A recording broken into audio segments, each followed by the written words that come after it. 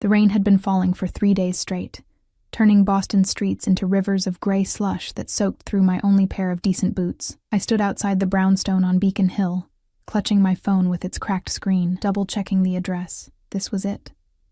My last chance before the eviction notice became reality. The building rose before me like something out of a dream I couldn't afford to have.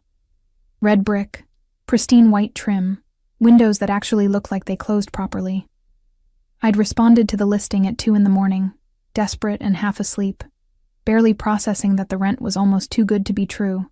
The owner had messaged back within minutes. Tomorrow, 3 p.m. Come alone.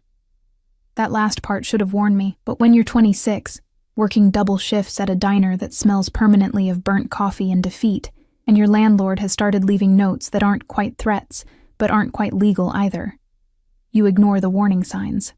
I climbed the steps, each one pristine, not a cigarette butt or discarded wrapper in sight. My hand trembled as I reached for the buzzer. Before I could press it, the door opened. He wasn't what I expected. Foreign owner, the listing had said. I'd pictured someone older, maybe wearing a suit that had seen better days, eager to rent out a property and return to whatever country had grown too expensive or complicated. Instead, I found myself staring at a man who couldn't have been much older than 30, dressed in black from head to toe. A sweater that probably cost more than my monthly salary, perfectly tailored trousers, shoes so polished I could see the gray sky reflected in them. But it was his face that made my breath catch. Sharp jawline, dark eyes that seemed to catalog every detail of my appearance in a single sweep, black hair pushed back carelessly in a way that suggested he didn't think about his looks, because he'd never had to. He was beautiful in that dangerous way that makes smart girls stupid. You're late. His accent wrapped around the words. Italian, I thought, though I'd never been anywhere to know for sure. I'm not. I checked my phone. 3:02 p.m. 2 minutes isn't.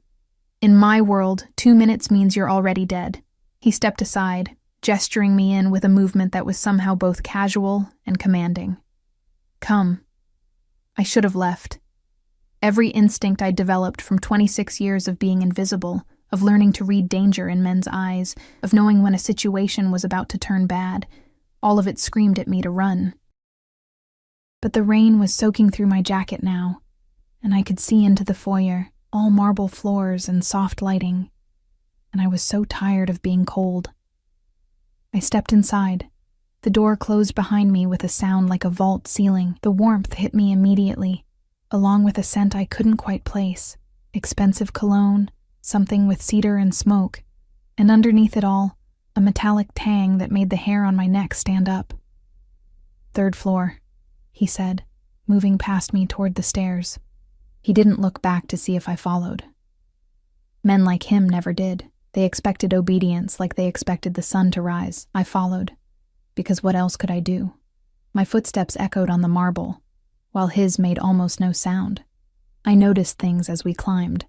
The cameras in every corner, small and discreet but definitely there. The way the walls were thick, too thick, the kind that would swallow screams. A door on the 2nd floor landing, slightly ajar, and through it I glimpsed a man, tall, broad-shouldered, wearing sunglasses indoors, and unmistakably armed. My heart started hammering. This wasn't right.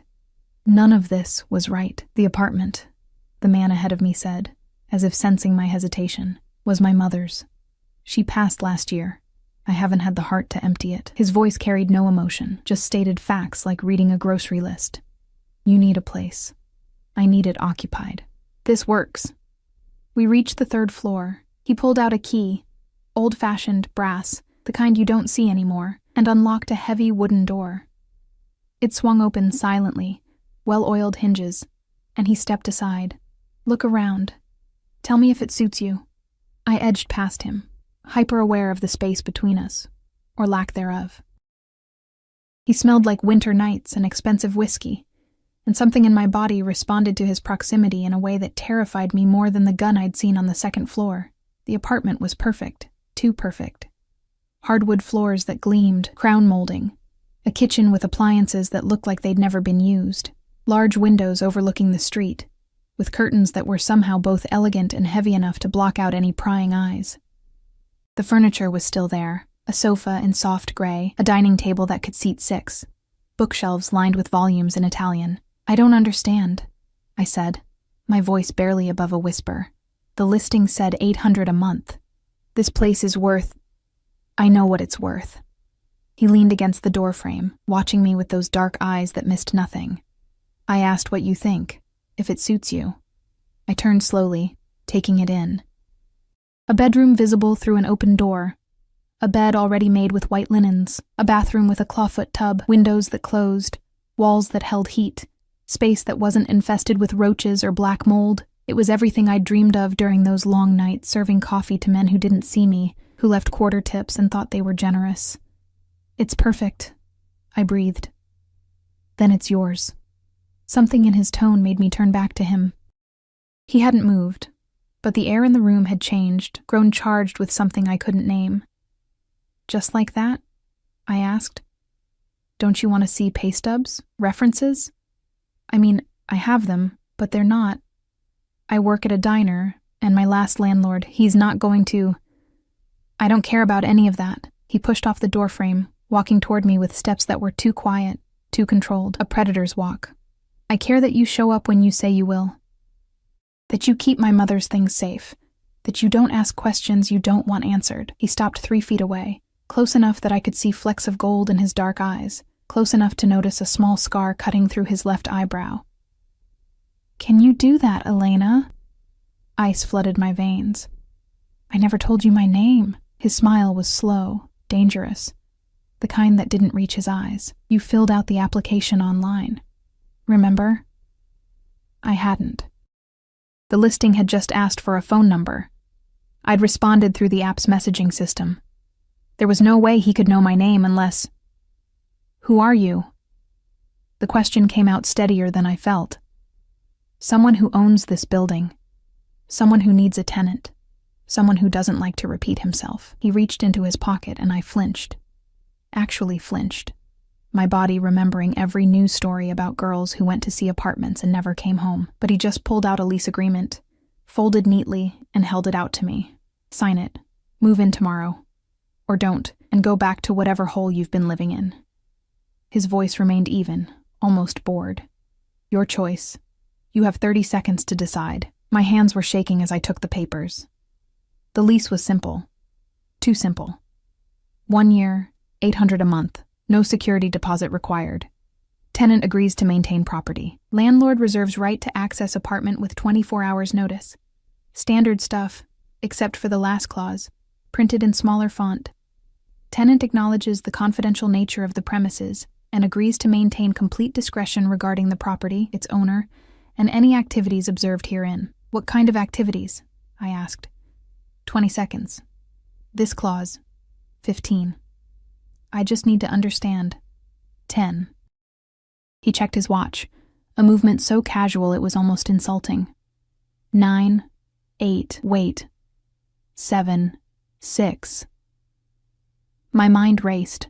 The eviction notice, the diner manager who'd cut my hours, the collection agency calling about my mother's medical bills I'd inherited along with her debt and her disappointment, the apartment behind me, warm and safe and impossible. 5, 4. I grabbed the pen he offered. When had he pulled that out? And signed my name on the line. My handwriting looked jagged, desperate. He took the lease back, glanced at my signature, and nodded once. "Welcome home, Elena. When can I move in?" "Tonight, if you want. I'll have someone bring up boxes." He moved toward the door, then paused. "One more thing." I waited, my heart still racing. You see something you're not supposed to see. You forget it immediately. You hear something you're not supposed to hear. It never happened.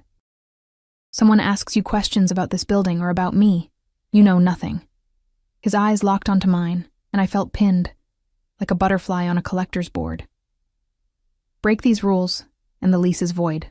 Understand?" I nodded, not trusting my voice. "Good girl." He said it softly, almost tenderly, and somehow that was worse than any threat.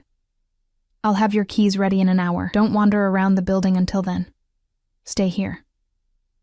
He left, closing the door behind him with a soft click.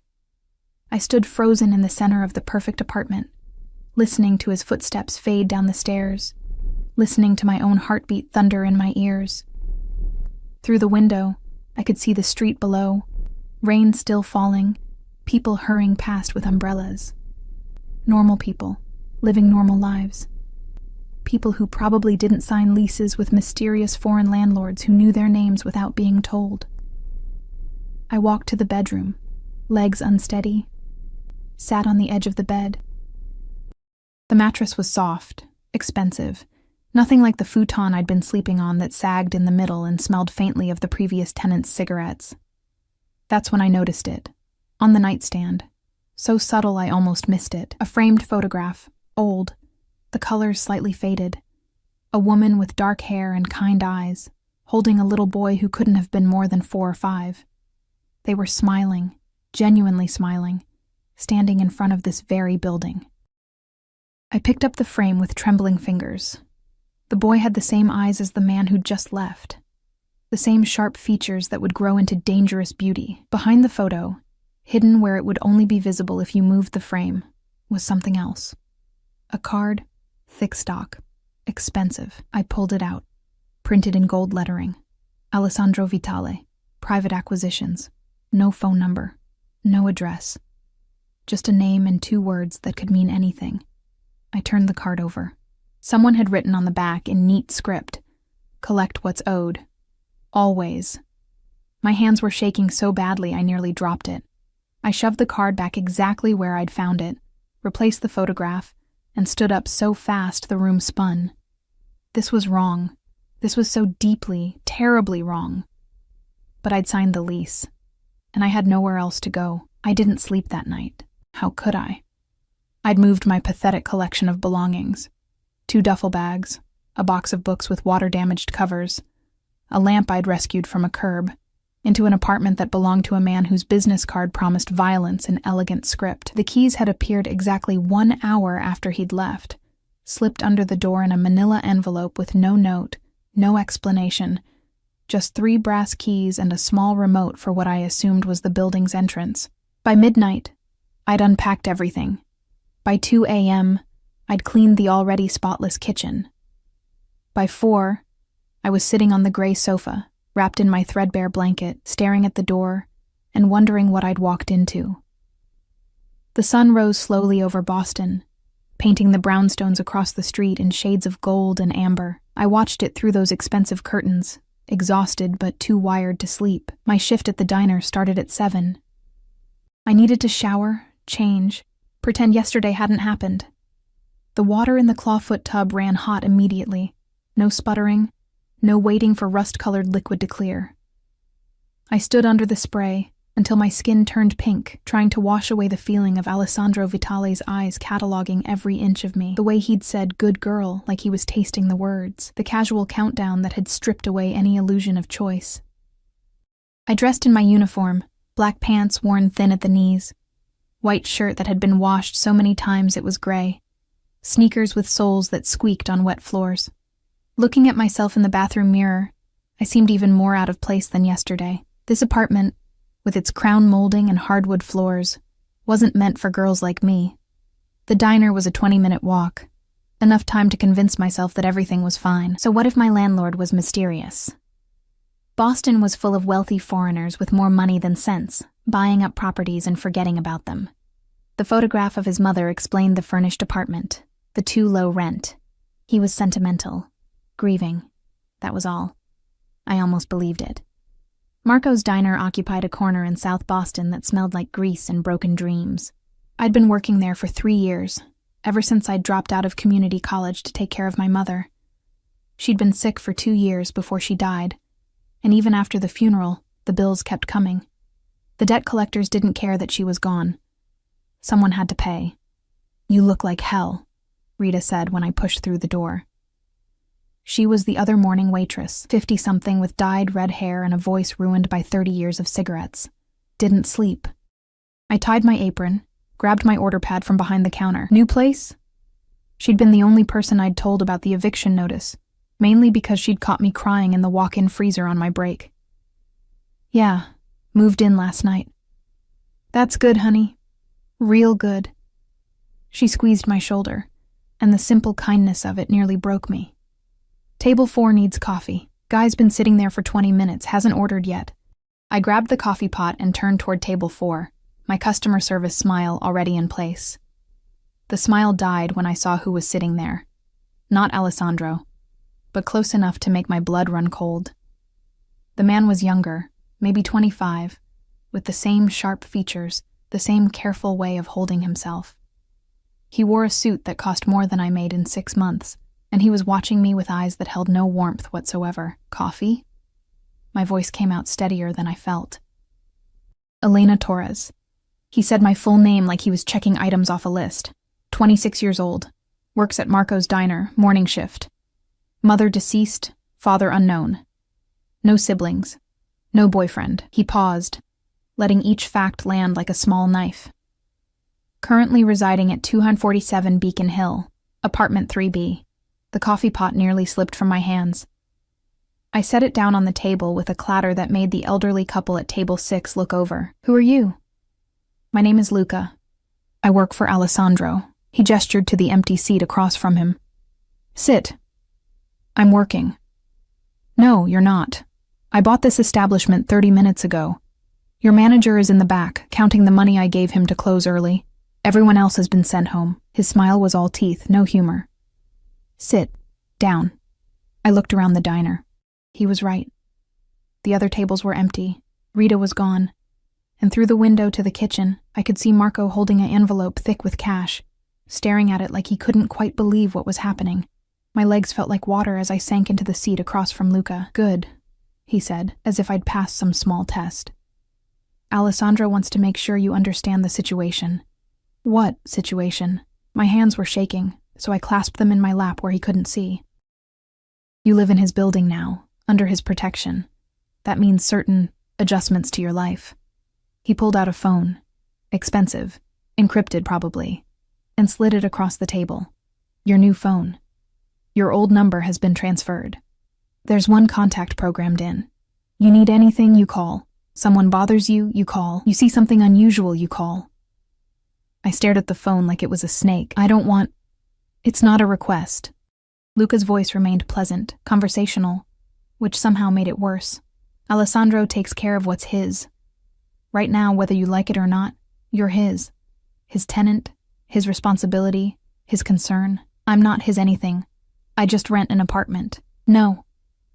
Luca leaned forward, and I caught a glimpse of a shoulder holster under his jacket. You live in a building he owns, in an apartment his mother died in, because he decided you were worthy of it. Do you understand how rare that is? How many people would kill for that kind of attention? The words hung in the air between us, heavy with implications I didn't want to examine. There are rules, Luca continued. You don't bring anyone to the apartment without permission. You don't discuss Alessandro or the building with anyone. You maintain your normal routine, but you're aware. Always aware. He pushed the phone closer. Take it. I picked it up with numb fingers. The screen lit up at my touch, already unlocked. There was indeed one contact, AV. He's watching you, Luca said softly. Even when you can't see him, he's watching, making sure you're safe, making sure you're alone. That's not protection, I whispered. That's love. The word came from behind me, accented and dark. Alessandro's voice. I spun in my seat. He stood just inside the diner's entrance, and I hadn't heard the door open, hadn't heard him approach. He wore different clothes today, charcoal suit, black shirt with no tie, and he looked like sin personified. Like every warning your mother gives you about dangerous men. Luca, leave us. The younger man stood immediately, buttoning his jacket with practiced efficiency. He leaned down to whisper in my ear as he passed. Don't make him repeat himself, ever. Then he was gone, and it was just Alessandro and me in the empty diner, with morning light streaming through grease-stained windows and the smell of burnt coffee thick in the air. Alessandro slid into the seat Luca had vacated, up close, in better light. I could see details I'd missed yesterday. A small scar on his neck, partially hidden by his collar, dark circles under his eyes suggesting he hadn't slept either, hands that were elegant but marked, old scars across the knuckles, The hands of someone who'd done violence personally, not just ordered it from a distance. "You're afraid of me," he observed. It wasn't a question, so I didn't answer. "Good. Fear keeps you careful. Careful keeps you alive." He reached across the table, and I forced myself not to flinch as he picked up the coffee pot I'd abandoned. He poured himself a cup with movements that were too graceful, too controlled. "But I don't want you terrified. That's not useful to either of us." "What do you want?" The question came out braver than I felt. His eyes met mine over the rim of the coffee cup. "Honestly, I'm still figuring that out." "That's not an answer." "No," he agreed. "It's not." He set down the cup. "Tell me about your mother." The sudden shift made my head spin. "What?" "Your mother. How did she die? Cancer." The word still hurt, even 2 years later. "Breast cancer. Stage 4 by the time they caught it. She lasted 18 months, and you took care of her. Someone had to. Your father? Gone before I was born. My mother never talked about him." I wrapped my arms around myself, suddenly cold despite the diner's warmth. "Why does any of this matter?" Alessandro studied me in silence for a long moment. "My mother died in that apartment, in the bed you slept in last night. Cancer also. The air left my lungs in a rush." "You should have told me." "Why? Would it have changed your decision?" I thought about the eviction notice, the debt, the desperation. "No," I admitted quietly. "Then why does it matter?" He stood abruptly, pulling out his wallet. He dropped several $100 bills on the table, far more than a cup of coffee cost. "Take the day off. Go home. Rest. Someone will bring groceries this afternoon. You didn't have any food." "How do you—" I stopped. Of course he knew. He probably knew everything, what I ate, how much I slept, every sad detail of my broke, pathetic existence. "Elena." He said my name like a caress and a command all at once. "I need you to understand something very clearly. Men are going to notice you now, men who wouldn't have looked at you twice before, because you were nobody, nothing, invisible. But now you live in my building. You carry a phone with my number. That makes you interesting. That makes you valuable." He leaned down, bringing his face level with mine. His cologne, cedar and smoke, washed over me, and my treacherous body responded to his proximity with a flush of heat I desperately tried to ignore. "If any man approaches you, touches you, makes you uncomfortable, I need to know immediately. Not because I'm controlling, because I'm keeping you alive. Do you understand the difference?" "No," I breathed. His smile was sharp enough to cut. "You will." He straightened, adjusting his cuffs with casual precision. "Go home. Lock the door. Don't open it for anyone except the grocery delivery. His name is Marcus. He'll knock 3 times. I'll see you soon." "When?" The question surprised us both. Alessandro paused halfway to the door, turning back with something almost like curiosity in his dark eyes. "Missing me already, Kara?" Heat flooded my cheeks. "No, I need to know when you're coming by. The lease says 24 hours notice for—" "The lease says what I tell it to say." He pulled on leather gloves, each finger smoothed with practiced care. "But if it makes you feel better, I'll knock. 3 times like Marcus. So you know it's safe. And if it's not you, then don't open the door." He reached for the handle, then stopped. "One more thing, Elena. The photograph on the nightstand, I noticed you moved it last night. Put it back exactly as it was." My blood turned to ice. "How did you—" "Cameras, the whole building. I told you, I'm always watching." His expression softened slightly. "Not to control you, to protect you. Learn the difference." Then he was gone, leaving me alone in an empty diner with a pile of cash on the table and a new phone burning a hole in my pocket. 3 weeks passed in a strange dream, where nothing felt real, and everything felt too real all at once. I kept working at the diner, though Marco had received enough money from Alessandro's purchase that he'd stopped scheduling me for the worst shifts. Rita asked questions I couldn't answer, her eyes worried, maternal. I told her everything was fine, that my new place was great, that the landlord was hardly ever around. All lies. Alessandro was everywhere, even when he wasn't there. The groceries appeared like clockwork. Marcus with his 3-knock signal, always polite, always leaving before I could ask questions. The phone stayed silent mostly, but sometimes late at night it would buzz with a single message. Lock your windows. Storm coming. Or, don't take the red line home tomorrow. Construction accident. The construction accident made the news 2 days later. Scaffolding collapse. 3 people injured. I stared at my phone screen, at the message sent 48 hours before it happened, and felt my understanding of reality shift sideways. He knew things. Controlled things. And somehow, impossibly, I was under that umbrella of control now. I saw him exactly 4 times in those 3 weeks. Once from my window, getting into a black SUV with tinted windows, Luca at his side. Once at the diner, sitting in the corner booth, not eating, just watching me work with those dark eyes that never seemed to blink. Once in the building's hallway when I was coming home late, and he was leaving apartment 2B, the one with the armed man. Our eyes met for half a second before he nodded once and disappeared down the stairs. The 4th time changed everything. It was a Tuesday night, October bleeding into November, the kind of cold that gets into your bones and stays there. I'd worked a double because Rita's daughter was sick, and I needed the money anyway. My feet ached, my back screamed, and all I wanted was that claw foot tub and 8 hours of unconsciousness. I climbed the stairs to the 3rd floor, keys in hand, already mentally cataloging which leftovers Marcus had brought that I could eat cold because cooking required energy I didn't have. That's when I heard it. Voices from the 2nd floor, angry, speaking rapid Italian. I should have kept walking. Should have remembered Alessandro's warnings about seeing things, hearing things, forgetting immediately. But one voice rose above the others. Familiar, not a negotiation, Franco. You stole from me. From my family. There's only one payment for that, Alessandro. His accent thicker when he was angry. The words sharp as broken glass. Please, I can explain. Another voice.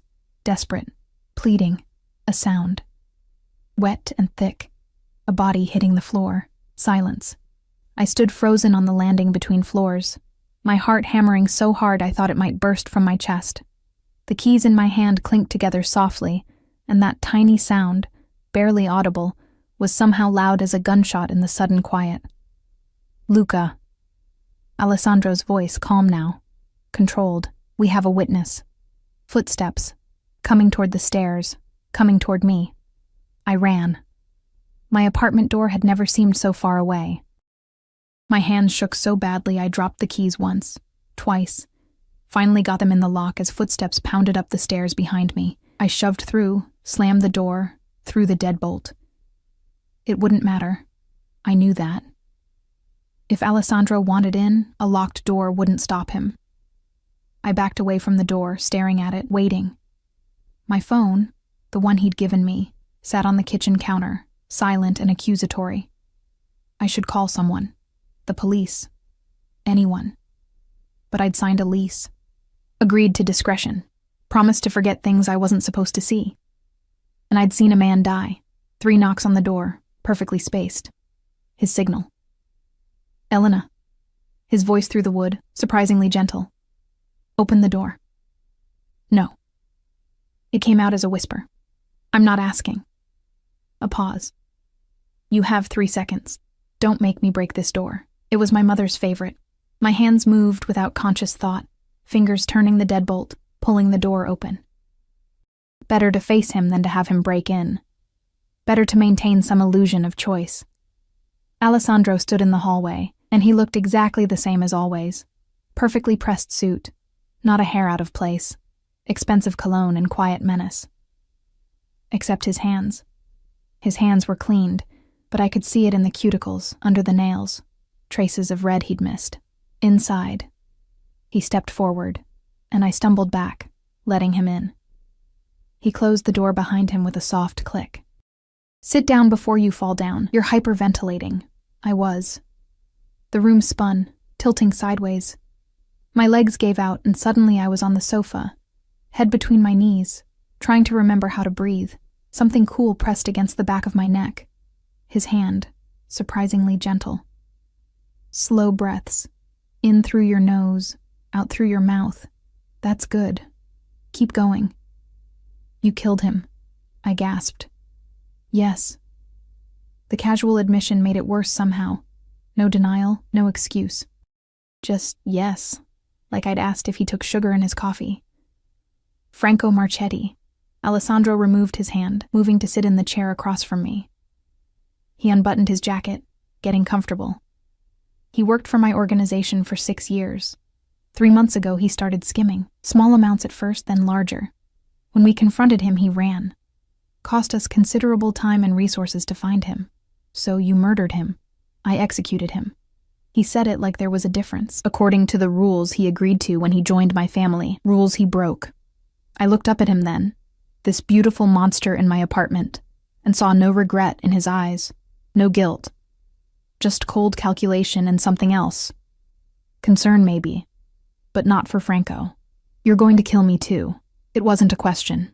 No. He leaned forward, elbows on his knees, eyes locked on mine.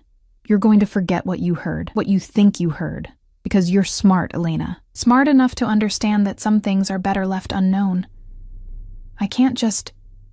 Yes, you can. His voice hardened. You can, and you will. Because the alternative is, I can't protect you anymore. And believe me, Kara, you need my protection. The people who would come after you if they knew you witnessed Franco's execution, they make me look like a saint. I don't understand any of this. My voice broke. I just wanted an apartment, somewhere safe, somewhere warm, and I gave you that. He stood abruptly, moving to the window, looking out at the Boston night. This building is the safest place in the city. No one touches what's mine, no one. I'm not yours. He turned, and the look in his eyes made my breath catch. Aren't you? You live in my building. Eat food I provide. Carry my number in your pocket. You're protected by my name, whether you claim it or not. That's not the same as belonging to someone. No? He crossed the room in 3 strides, suddenly close enough that I had to tilt my head back to maintain eye contact. Then tell me, Elena, why haven't you run?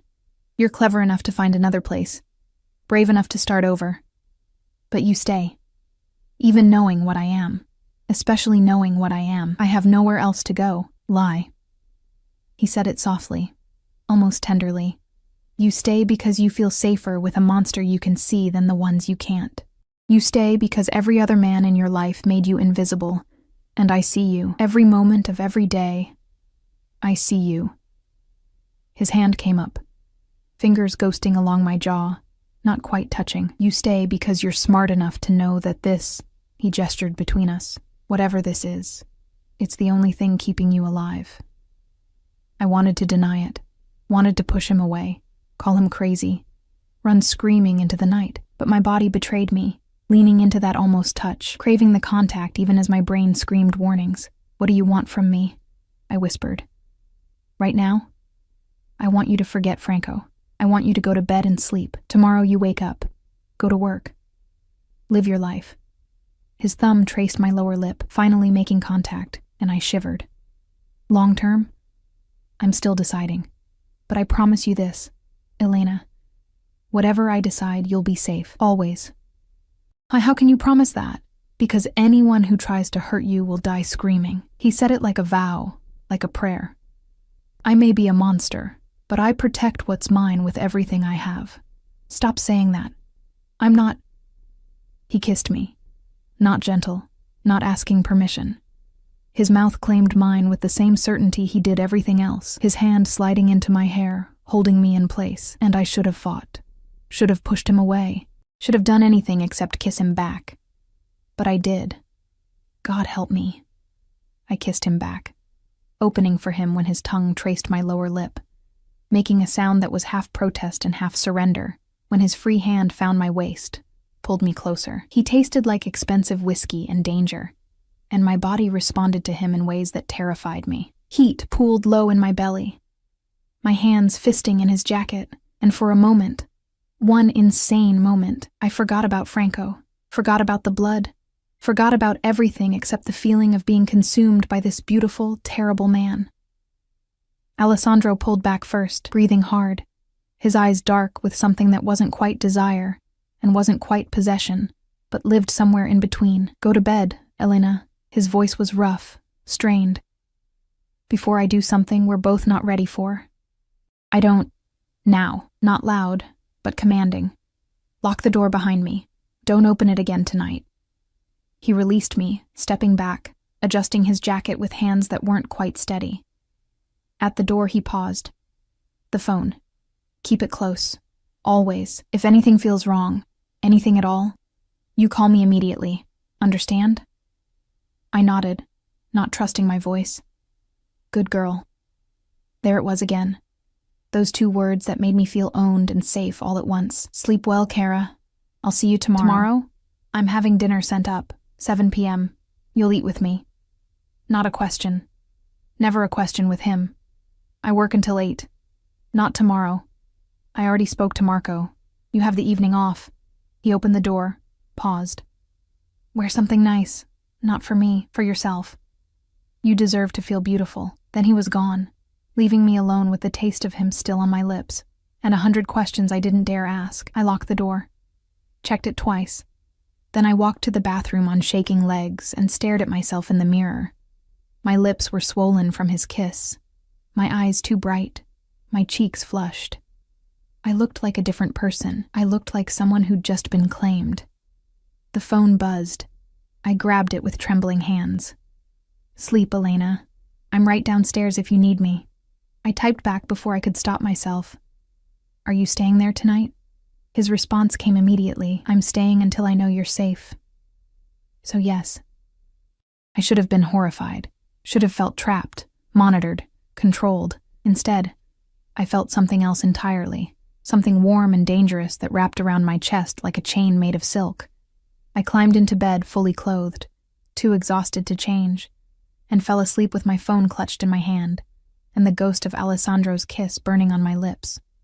I woke to sunlight streaming through the windows and the smell of coffee. For a moment, still half asleep, I thought I'd dreamed it all. Franco's execution, Alessandro's kiss, the promise of dinner tonight. Then I saw the coffee cup sitting on my nightstand, still steaming, and reality crashed back with the weight of a physical blow. He'd been in my room, while I slept, had stood close enough to set down that cup without waking me. My hands shook as I reached for it. Expensive china, delicate handle, the kind of cup that probably cost more than my weekly paycheck. The coffee was perfect. Cream, no sugar. Exactly how I took it, because of course he knew. He knew everything. A note lay beside the saucer, heavy cardstock in masculine script. Dinner at 7. Don't be late. I should have been terrified. Should have packed my 2 duffel bags and run as far as my savings could take me. Instead, I sipped the coffee and thought about what I had in my closet that qualified as something nice. The answer was nothing. Everything I owned was worn, faded, purchased from thrift stores or clearance racks. The nicest thing I had was a black dress I'd bought for my mother's funeral, and I'd rather die than wear that. The phone buzzed. I grabbed it instinctively now, Pavlovian response to the sound. There's a box outside your door. It's for tonight. Don't argue. I set down the coffee cup and padded to the door, unlocking it carefully, peering out. Sure enough, a large white box sat on the welcome mat, tied with a black ribbon. No name, no card, just the box. I brought it inside, my heart hammering. I shouldn't open it. Accepting gifts from him felt like crossing a line I couldn't uncross. But my fingers were already pulling the ribbon, lifting the lid, tissue paper, expensive and crisp. I pushed it aside and stopped breathing. A dress. Deep emerald green silk that caught the light. Simple cut, but exquisitely made. I pulled it from the box with reverent hands. No tags, which meant custom, which meant he'd somehow known my measurements. Below it, wrapped separately. Black heels, delicate and understated. A small velvet box that I was afraid to open. I opened it anyway. Earrings. Emerald studs that matched the dress, set in what looked suspiciously like real gold. They were beautiful. Terrifying. The kind of gift that came with expectations I wasn't ready to examine. My phone buzzed again. The green matches your eyes. I noticed them the first day we met. I typed back with shaking fingers. This is too much. It's a dress, Elena, not a marriage proposal. Wear it. Make me regret every decision that led to me only having dinner with you instead of... The message cut off. 3 dots appeared, disappeared, appeared again. Finally. 7 p.m. Don't make me come get you. I spent the day in a strange fog, going through motions without really being present. Rita asked if I was feeling okay. Marco mentioned that I seemed distracted. I smiled and lied, and thought about emerald silk and the way Alessandro had kissed me like I was oxygen and he was drowning. At 6 p.m. I started getting ready. The shower, longer than usual, using the expensive soap Marcus had delivered last week. Hair dried carefully, falling in waves past my shoulders because I had no idea how to do anything fancier. Minimal makeup because I'd never learned more. Mascara, lip gloss, a touch of blush. The dress slid over my skin like water. Cool silk against overheated flesh. It fit perfectly. Of course it did. Hugging curves I'd forgotten I had. Falling to just above my knees.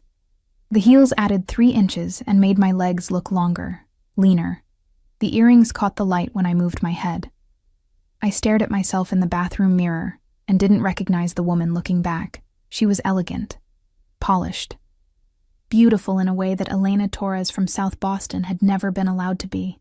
3 knocks at 6:58 p.m. I grabbed my phone, force of habit, and walked to the door on unsteady heels. Alessandro stood in the hallway in a black suit that probably cost more than a car, holding a single red rose. His eyes widened fractionally when he saw me, the only sign of surprise he allowed himself. "Cristo," he breathed. Then, recovering, "You're beautiful. It's the dress." My voice came out steadier than I felt. "No." He stepped closer, and I caught his scent. Cedar and smoke and something darker underneath. "It's you." The dress just lets everyone else see what I already knew. He offered me the rose. I took it with trembling fingers and our hands brushed. The contact sent electricity up my arm, and from the way his jaw tightened, he felt it too. "Where are we going?" "Nowhere." He gestured behind him, and I noticed for the first time that the door to apartment 2B was open, warm light spilling into the hallway. I had dinner brought here, more private, more safe. "The apartment where you..." "Yes." No apology in his voice, but it's been cleaned. Renovated, actually. New furniture, new everything. You'll never know what happened there. Except I would. I'd always know. But I let him take my arm, let him guide me across the hall. Because refusing felt more dangerous than accepting. The apartment was transformed, where before there'd been sparse furniture and the feel of a place used for business. Now it looked like something from a magazine. Soft lighting from lamps with cream shades. A dining table set for 2 with actual china and crystal. Candles flickering, casting dancing shadows on walls painted a warm gray. "You did all this today?" I asked. "I have people." He pulled out a chair for me, waited until I sat before taking his own seat. "I wanted you comfortable. Wanted this to be... nice." "Why?" The question seemed to surprise him. He poured wine. Red, expensive, the bottle label in French, and considered his answer carefully. "Because you deserve nice things, Elena. Because every man before me has taken from you. Your time, your energy, your hope. I want to give instead. You don't even know me. I know enough." He raised his glass to new beginnings and forgotten endings. I clinked my glass against his, the crystal singing. The wine was smooth, complex, probably worth more than my rent. I sipped carefully, hyper-aware of his eyes on me, cataloging my every reaction. "Tell me about your mother," I said, because the silence felt too heavy, too charged. "You said she died in my apartment." His expression shuddered immediately, walls slamming down. "That's not appropriate dinner conversation. Neither is kissing your tenant after murdering someone." The words hung between us, sharp and dangerous. I'd crossed a line. I knew it immediately from the way his hand tightened on his wine glass, the muscle jumping in his jaw. But then, unexpectedly, he laughed. Genuine laughter, startled and warm. Fair point. He set down his glass, leaned back in his chair. What do you want to know? Was she like you? You mean, was she a criminal? His smile held no humor now. No, she was a saint. Married my father, without knowing what he really was. By the time she found out, I was born, and she was trapped. She tried to leave once when I was 5. He found her within hours. After that, he gestured vaguely. She stayed. For me. I'm sorry. Don't be. She taught me everything important. How to read people, how to survive, how to protect what matters. His eyes met mine. She would have liked you. You remind me of her. Strong in ways people underestimate. Before I could respond, there was a knock. Alessandro called something in Italian, and Luca entered carrying covered dishes. He set them down without looking at me, though I felt his disapproval like radiation. When he left, Alessandro lifted the covers. Pasta. Homemade, from the look of it. In a cream sauce with herbs I couldn't name, salad with ingredients that looked too fresh, too perfect. Bread that smelled like heaven. Eat. Alessandro commanded softly. You're too thin. Marcus says you barely touch the groceries I send. I'm not used to... I stopped. How does Marcus know what I eat? Smart girl. He served me pasta, generous portions. I have cameras in the common areas. Not in your apartment. That's your private space. But I can see when you come and go. What you bring in. What you throw away. That's... protective. He cut me off. Not controlling. There's a difference, Cara. You need to learn it. We ate in silence for several minutes, and the food was incredible. Better than anything I'd ever tasted.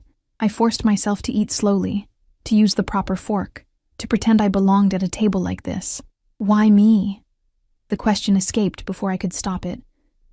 You could rent to anyone, someone from your world who'd understand the rules. Why choose someone so completely out of place? Alessandro set down his fork, studying me with those dark, unreadable eyes. You really don't see it? See what? You walked into that apartment, my mother's apartment, soaked from rain, desperate, scared, and you looked at it like it was a palace. Like it was everything you'd ever dreamed of. That gratitude, that wonder. It's rare, precious. He reached across the table, his fingers finding mine, and when I asked your name, you flinched. Like you expected me to hurt you. Expected all men to hurt you. His thumb stroked across my knuckles, gentle despite the violence those hands had committed. I want to be different. I want to be the man who gives you the palace instead of taking everything you have left. That's not love, I whispered. That's possession. In my world, they're the same thing. He pulled his hand back, picked up his wine. But I'm willing to show you the difference. If you let me, and if I don't, then you still have the apartment, still have my protection. I'm not a good man, Elena, but I keep my promises. You're safe here, whether you choose me or not. The words should have been comforting. Instead, they terrified me because they implied a choice I wasn't ready to make. Choose him or don't, but either way, I was his. Either way, I was trapped in this beautiful cage he'd built. We finished dinner making careful small talk. My childhood, lonely. His work, unspecified. Books we'd read. Surprisingly similar taste. He was charming when he wanted to be. Funny in a dark way. Intelligent in a manner that made me feel seen rather than stupid. It would be so easy to fall for him. That was the most dangerous thing of all. At 9 p.m., he walked me back to my door. The hallway felt too narrow, too intimate. His body close enough that I could feel his heat. Thank you for dinner, I said, proud of how steady my voice sounded. Thank you for wearing the dress, for saying yes, for not running. He leaned in, and my breath caught, but he only pressed his lips to my forehead. Chaste, almost brotherly. Sleep well, Cara. Tomorrow we'll... The building shook. A massive boom from somewhere below, loud enough to rattle the windows. Alessandro moved before I could process what was happening, shoving me against the wall, his body covering mine, one hand protecting my head while the other went to his waistband, to a gun I hadn't known he was carrying. Footsteps pounding up the stairs. Luca appeared, gun drawn, blood on his shirt. Boss, we have a problem. The Antonellis, They found the building. They're here. Alessandro's expression went cold, deadly. He kept his body between me and Luca, kept me pinned and protected all at once. How many? At least 8, maybe more. They breached the first floor, took out Marco and Stefano. Casualties? Both alive. For now, another explosion. Closer this time. The lights flickered. Alessandro pulled me tighter against him, and I felt his heart hammering against my chest. The only sign of fear he'd allow himself. Elena. His voice in my ear, urgent. I need you to listen very carefully. Do exactly what I say. No questions. No hesitation. Your life depends on it. I nodded against his chest, too terrified to speak. Good girl. He released me, but only enough to grab my hand. We're going to the roof. There's a fire escape on the next building. Luca will take you down, get you somewhere safe. What about you? I'm staying. This is my building. My family. I don't run. He pushed me toward Luca. Go. Now. Alessandro. He kissed me. Hard and desperate and final, like he was memorizing the taste of me. When he pulled back, his eyes held something that looked almost like regret. If I don't make it, the building is yours. Paid in full. Everything in my office, documents, money, keys, it's all yours. Luca knows. He'll help you. You can't. I can. I am. He released my hand. Run. Elena, don't look back. Luca's hand closed around my wrist like a vice, dragging me toward the stairs that led up, not down. I stumbled in the heels, catching myself on the railing as gunfire erupted below, sharp cracks that echoed through the building like thunder. Move, Luca hissed. Those shoes, take them off, now. I kicked off the heels, leaving them abandoned on the stairs. The concrete was cold beneath my bare feet as we climbed, taking 2 steps at a time. Behind us, more gunfire. Alessandro's voice, commanding in Italian. A scream cut short. He's going to die down there, I gasped, my lungs burning. He's going to kill every last one of them, Luca corrected, but not if he's worried about you. Move faster. We burst through the roof access door into cold November night. Boston spread before us, lights twinkling like stars fallen to earth, beautiful and utterly indifferent to the violence happening beneath them. Luca pulled me across the roof, toward the edge where another building stood close enough to jump. Maybe 4 feet of empty air between us and safety. No, I said, stopping. No, I can't. You can, and you will. He grabbed my shoulders, forcing me to look at him. Listen to me. Alessandro Vitale is the most dangerous man in Boston. He's survived 3 assassination attempts, 2 gang wars, and more betrayals than I can count. Those men down there, they're already dead. They just don't know it yet. But if you're here when the shooting stops, if there's even a chance you could be hurt, it'll break his focus. It'll get him killed. Do you understand? Tears streamed down my face, cold in the night air. I don't want him to die. Then jump. Luca moved to the roof's edge, testing the distance. I'll go first. When I say jump, you jump. Don't think, don't look down. Just trust me. He backed up 3 steps and ran, launching himself across the gap with practiced ease. He landed on the other building's roof in a crouch, immediately turning back to me. Your turn, Elena. Now. I looked back at the roof access door. I could go back down, find Alessandro. At least die with him instead of running like a coward. As if reading my thoughts, Luca shouted. If you go back down there, the first thing he'll do is get you out. It'll distract him for the 3 seconds it takes for someone to put a bullet in his head. Is that what you want? To be the reason he dies? The words hit like a physical blow. I backed up, the silk dress whispering against my thighs, and ran. For a moment I was airborne, suspended between buildings, between one life and another. Then Luca's hands caught me, steadying me as I landed hard on the opposite roof. Good girl, he said, and it sounded wrong coming from him. Those were Alessandro's words. Fire escape. Down. Go. We descended rapidly, my feet screaming with each metal step.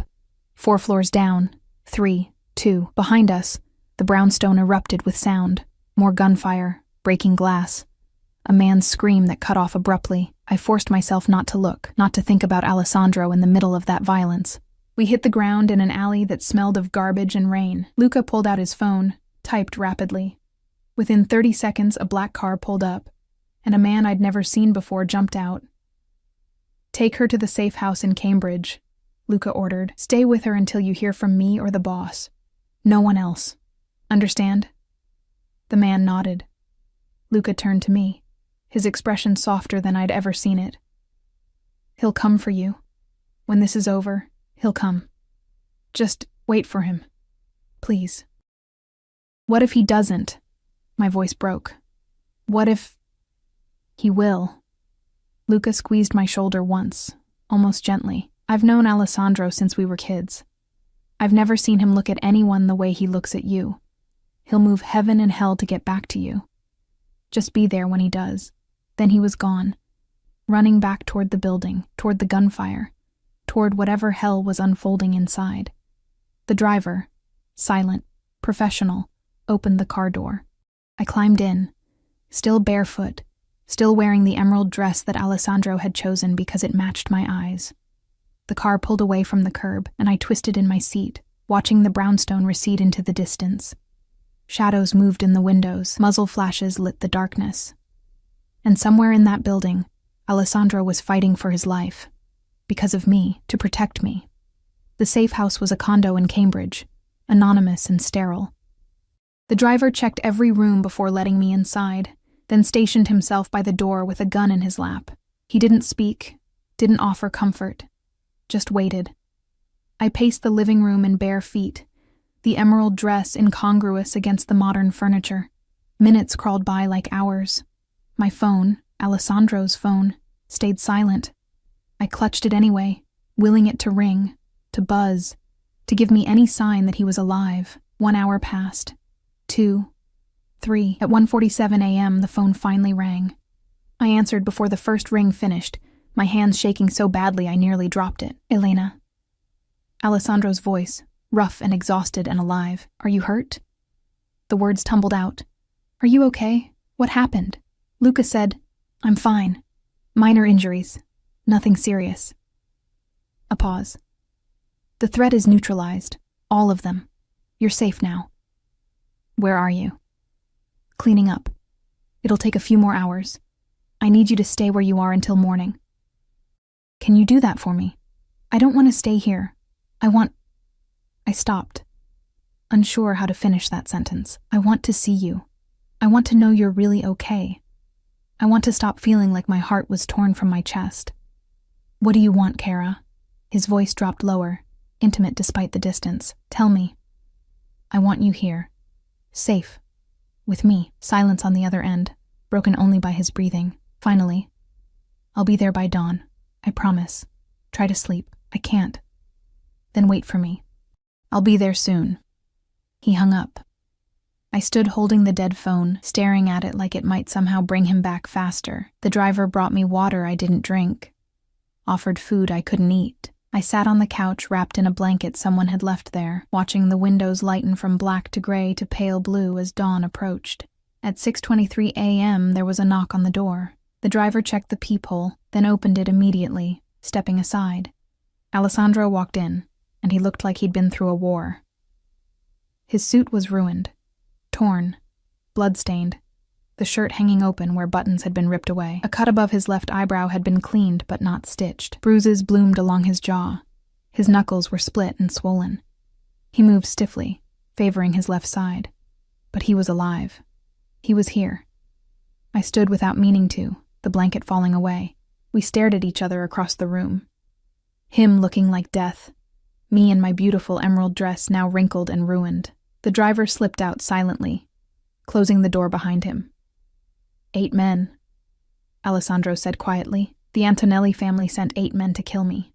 To take my territory, my business, everything I've built. Do you know what their mistake was? I shook my head, unable to speak. They thought I had something to lose. They were right. I did. He crossed the room slowly, each step deliberate despite the pain. But what they didn't understand is that makes me more dangerous, not less. Because now I have something worth fighting for, worth killing for. He stopped in front of me, close enough to touch but not touching. You asked me once what I wanted from you. I couldn't answer then because I didn't know. But tonight, when those men came, when I realized they might hurt you to get to me, I knew. His hand came up, cupping my face with bruised, bloodied fingers. I want everything, Elena. Your mornings and your nights, your laughter and your tears, your fear and your trust. I want you in my home, in my bed, in my life, completely, permanently. Alessandro, let me finish. His thumb stroked my cheek, impossibly gentle. I'm not a good man. I've done terrible things. I'll do more terrible things to keep you safe. I can't give you normal. Can't give you safe or uncomplicated or easy, but I can give you everything else. Protection, comfort, a life where you never have to be invisible again. Tears streamed down my face. That sounds like another pretty cage. No. He leaned his forehead against mine, his breath warm on my lips. It's a fortress, and you'll be its queen, not its prisoner. You want to work at the diner? Work at the diner. Want to go to school? I'll pay for it. Want space? I'll give it to you. The only non-negotiable is your safety. That, I'll never compromise on. What if I say no? Then I'll be devastated, but you'll still have the apartment, still have my protection. I meant what I said, Kara. You're safe with me regardless of what you choose. But I'm hoping... He pulled back slightly, those dark eyes searching mine. I'm hoping you'll choose me anyway. I looked at him. This beautiful, dangerous man who'd killed for me, who'd given me a palace and called me his, who'd promised to be different, and had somehow kept that promise. Every rational part of my brain screamed to run, to take the apartment and the protection and keep my distance from the violence that followed him like a shadow. But my heart, that treacherous organ, wanted something else entirely. The men who came tonight, I said slowly. Are there more? More families who'll try to hurt you? To hurt me? Possibly. Probably. He didn't lie, didn't soften it. This life, it's dangerous. There are always enemies, always threats. I can minimize them, but I can't eliminate them entirely. And if I say yes, if I choose this, choose you, what happens? Then you become untouchable, because anyone who hurts you will face something worse than death. They'll face me. His hand tightened on my face, and I'll make sure everyone knows it. You'll wear my ring, carry my name, have my protection written into every deal, every treaty, every agreement I make. You'll be sacred, Kara, untouchable. Your ring? My heart stuttered. Eventually, when you're ready. When you trust that this isn't just possession or obsession. When you understand that what I feel for you is... He stopped, struggling with words. It's the closest thing to love a man like me can manage. I reached up, covering his hand with mine. His knuckles were torn, bruised from violence committed in my name. I should have been horrified, should have recoiled from the blood and brutality. Instead, I turned my head and kissed his palm. Alessandro's breath caught, his eyes darkened, and suddenly, his mouth was on mine, desperate, claiming, a kiss that tasted like blood and smoke and promises he'd kill to keep. I kissed him back just as desperately, my hands fisting in his ruined shirt, pulling him closer despite the obvious pain it caused him. Is that a yes? He breathed against my lips. It's an I'll try, I whispered back. I'll try to trust you, to believe you, to build something in the middle of all this darkness. That's enough. He kissed me again, softer this time. That's more than enough. We'll figure out the rest together. He pulled back, wincing. I noticed fresh blood seeping through his shirt along his ribs. You need a doctor. I need sleep. And you. In that order. He glanced at the bedroom door. Will you sleep next to me? Just sleep. I need to know you're there, that you're real, that I didn't lose you tonight. I took his hand, careful of the split knuckles, and led him to the bedroom. He stripped off the ruined suit with stiff movements, revealing more bruises, more cuts. A life written in violence across scarred skin. I helped him with the shirt when his ribs protested too much. We lay down together on top of the covers. Him in boxers, me still in the emerald dress because changing felt like too much effort. He pulled me against his chest, one arm wrapped around my waist. his face buried in my hair. "Thank you," he murmured, already half asleep. "For not running, for staying, for choosing to try. Thank you for coming back." I laced my fingers through his damaged ones. "For keeping your promise, always." His voice was fading, exhaustion finally claiming him. "I'll always come back to you, Kara. Always keep you safe. Always." He fell asleep mid-sentence, his breathing evening out, his grip on me loosening slightly but never releasing.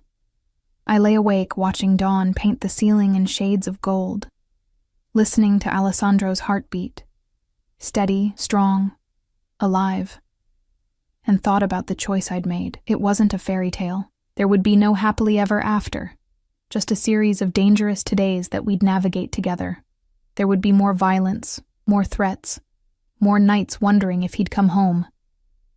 But there would also be this, his arms around me, his protection surrounding me, his love, or whatever approximation of it he could offer, given freely and fiercely.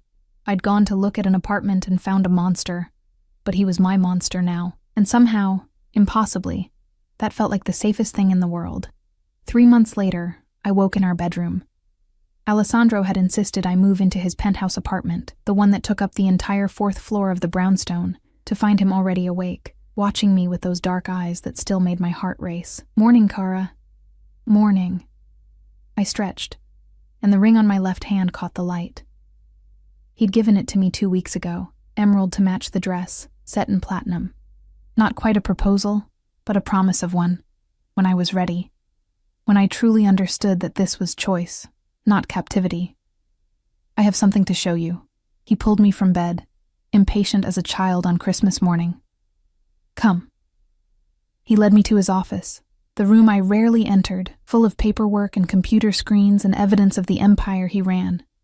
But today it looked different. The desk had been pushed aside, and in its place stood an easel holding a framed document. I stepped closer, reading. It was a deed. To the entire building at 247 Beacon Hill, made out in my name. "Alessandro, I can't." "You can. You will." He wrapped his arms around me from behind, resting his chin on my shoulder. "It's legally yours now, paid in full. If something happens to me, if my enemies come, if everything falls apart, this is yours. Your safety net, your escape route if you need it." I turned in his arms. "I'm not going anywhere. I know." He smiled, and it reached his eyes this time, genuine happiness that transformed his face into something almost innocent. "But I need you to have the option, need to know that you stay because you want to, not because you have no choice." "You're still giving me a cage," I said. "Just a prettier one." "No, Kara." He kissed my forehead, my nose, my lips. "I'm giving you wings. Whether you use them to fly away or to stay, that's entirely up to you." I looked at the deed, at my name in black ink, official and real. Then I looked at Alessandro, scarred, dangerous, devoted Alessandro who'd killed for me, who'd given me everything he had, who'd somehow taught me the difference between possession and protection. "I choose to stay," I said firmly. "Not because I have to, because I want to, because somewhere between fear and safety, between control and freedom, I fell in love with you." His eyes widened. The first time I'd said the words, "Elena, I know you can't say it back. I know your version of love looks different than most people's, but this..." I gestured between us, at the building that was now mine, at the life we were building together. "This is enough. You are enough."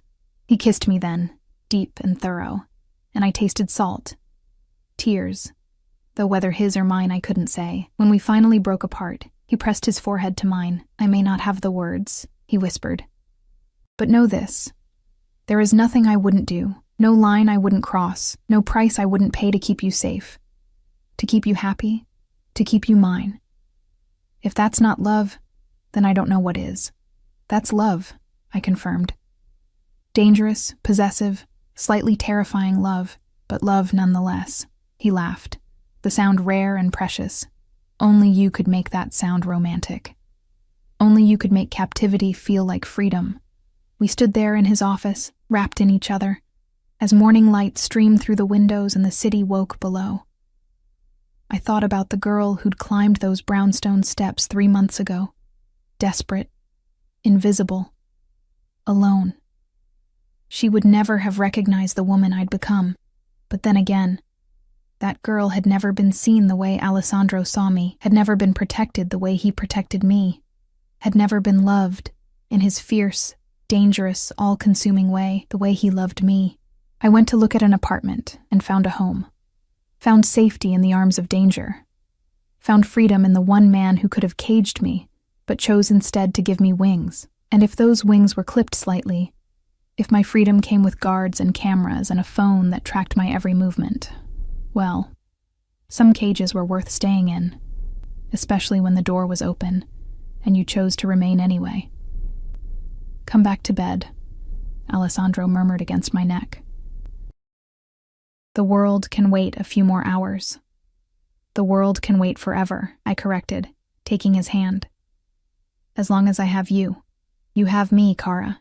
He pulled me close, and I felt safe despite the danger, free despite the protection, loved despite the impossibility.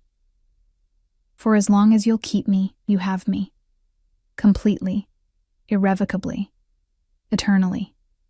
And in that moment, in the arms of my beautiful monster, I finally understood what it meant to be both captive and free. To be possessed, to be cherished, entirely his, and somehow, miraculously, still completely myself. The apartment had just been the beginning. The real home was this: his arms, his protection, his dark and dangerous love. And I would choose it, choose him, every day for the rest of my life.